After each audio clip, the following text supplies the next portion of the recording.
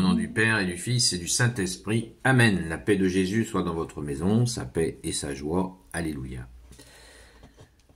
Nous lisons le chapitre 5, c'est la lecture d'aujourd'hui. Nous lisons le chapitre 5 de Saint Marc, l'évangile selon Saint Marc, versets 1 à 20. Le démoniaque de Gérasa. Ils arrivèrent sur l'autre rive au pays des Géraséniens.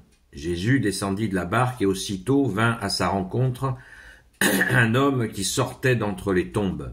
Ils étaient possédés d'un esprit impur. Cet homme habitait dans les tombes et personne ne pouvait le maîtriser. Même avec une chaîne, souvent, on lui avait passé des entraves ou on l'avait lié de chaînes, mais il brisait les chaînes et faisait sauter les entraves. Personne n'était capable de le dompter. De nuit comme de jour, il passait entre les tombes ou sur les collines, poussant des cris et se frappant avec des pierres. Apercevant Jésus de loin, il courut se prosterner devant lui. Puis il se mit à crier d'une voix forte. « Qu'est-ce que tu me veux, Jésus, fils du Dieu très haut? Je t'en supplie, au nom de Dieu, ne me torture pas. » Ce que Jésus lui disait, « Esprit impur, sors de cet homme. » Jésus l'interrogea, « Quel est ton nom ?» Il répondit, « Légion. » C'est là mon nom, car nous sommes nombreux. Et ces démons le suppliaient de ne pas les renvoyer du pays. Or il y avait là un grand troupeau de porcs qui cherchait sa nourriture dans la montagne. Les démons le supplièrent, « Envoie-nous vers les cochons, nous y entrerons. » Jésus le leur permit. Les esprits impurs sortirent aussitôt et entrèrent dans les cochons, et voici les bandes de cochons qui se précipitent dans le lac du haut de la falaise. Elles s'y noyèrent. Ceux qui les gardaient prirent la fuite et racontèrent la chose en ville comme dans la campagne. On sortit donc pour voir ce qui s'était passé. Lorsque les gens arrivèrent près de Jésus, ils voient l'homme qui avait eu la légion de démons. Il était assis, habillé, dans tout son bon sens. Ils furent saisis de crainte. Les témoins racontèrent ce qui était arrivé au démoniaque et l'histoire des cochons. Alors les gens commencèrent à le supplier pour qu'il quitte le pays. Comme Jésus remontait dans la barque, l'ancien démoniaque insista beaucoup pour rester avec lui. Mais Jésus ne le permit pas. Il lui dit « Rentre bien plutôt chez toi, dans ta famille, et raconte-leur tout ce que le Seigneur a fait pour toi et comment il a eu pitié de toi. » L'homme s'éloigna et se mit à proclamer en Décapole tout ce que Jésus avait fait pour lui. Ils en étaient tous stupéfaits. Alléluia. Merci Jésus pour ta parole. Alors, on peut tout de suite essayer de s'imprégner du contexte. La Décapole, parce qu'on ne sait pas ce que c'est que la Décapole, c'est un espace donc sur le territoire ou proche d'Israël, très proche, où vivaient les gens, les Grecs. Ils mangeaient donc du porc. Et pour les Juifs, les Grecs faisaient partie donc des nations païennes, donc on peut imaginer que c'était tout à fait, c'était pas la joie entre eux. Mais très important de comprendre ce contexte, parce que ce possédé faisait bien partie de ces gens-là. Cette grande différence avec les Juifs voisins. Donc on peut imaginer que quand ils ont accueilli Jésus, eh bien, ils se doutaient bien que Jésus était juif. Donc on voit à la fin, au verset 17, les gens lui disent « Alors les gens commencèrent à le supplier pour qu'il quitte le pays. » Et oui, parce qu'ils ont eu peur. Ils ont eu peur de cette grâce, parce que personne n'était arrivé à libérer cet homme de ses démons. Et Jésus y est arrivé.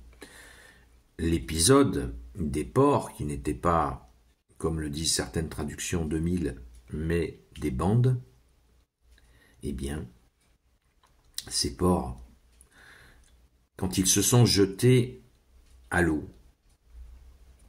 Vous imaginez la terreur que ça a dû engendrer chez ces gens qui n'avaient pas la foi et qui ont vu toute cette succession d'événements, cette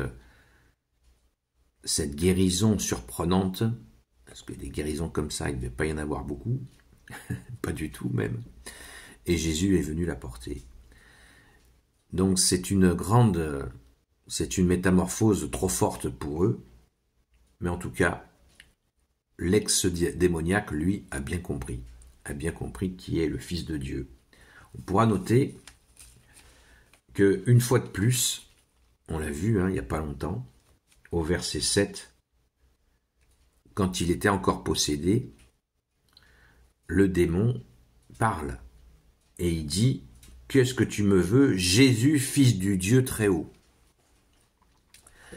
Il y a très peu de temps, nous avons écouté la parole qui nous dit, où le démon s'exprime aussi quand Jésus l'apostrophe, l'interpelle, il dit « Tu es le Saint de Dieu ». Le démon dit à Jésus « Tu es le Saint de Dieu ».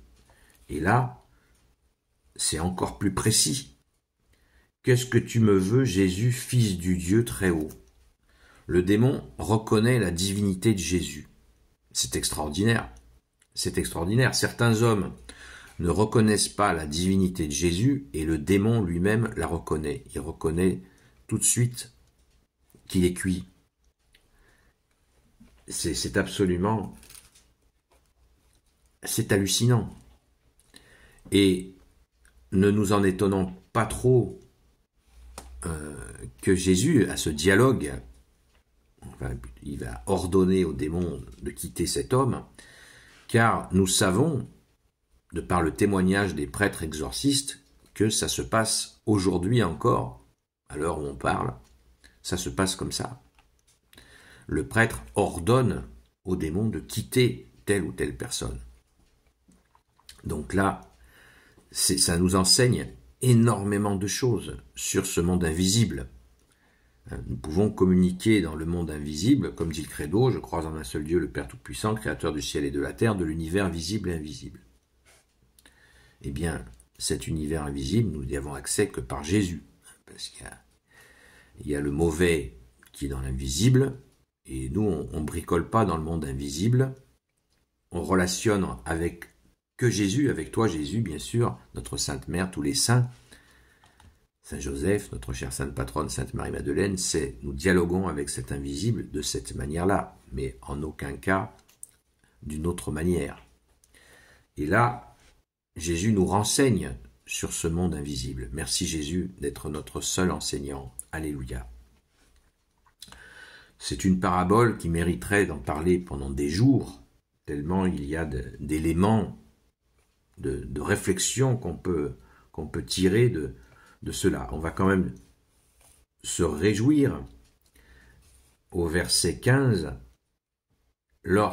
lorsque les gens arrivèrent près de Jésus, ils voient l'homme qui avait eu la légion de démons. Il était assis, habillé, dans tout son bon sens. Ils furent saisis de crainte. N'entendons pas crainte par peur, mais vraiment la reconnaissance de l'autorité de Jésus, qui a fait une fois encore des merveilles. Merci Jésus, alléluia, pour toutes les merveilles que tu fais dans nos vies. Gloire éternelle soit au Père et au Fils et au Saint-Esprit, maintenant et toujours, et pour l'éternité. Amen. Ô Jésus, toi qui peux tout et qui portes tout, toi le Sauveur, toi l'Emmanuel, je te confie toutes celles et ceux qui regarderont cette vidéo ainsi que leurs proches selon ta seule volonté, ô Jésus. Sainte Marie, Reine des cieux, toi l'Immaculée Conception, toi qui écrases le serpent, toi qui as la lune sous tes pas, toi notre Mère, Notre-Dame. Saint Joseph, toi le juste et le saint, toi le sage, toi la terreur des démons, toi le saint gardien de la Sainte Église catholique apostolique. Sainte Marie-Madeleine, notre chère Sainte Patronne, et vous, tous les saints et saintes amis de Jésus, s'il vous plaît, je vous confie toutes celles et ceux qui regardent cette vidéo, ainsi que leurs proches, selon ta volonté, ô Jésus. La paix de Jésus soit dans votre maison, et je vous dis à très vite.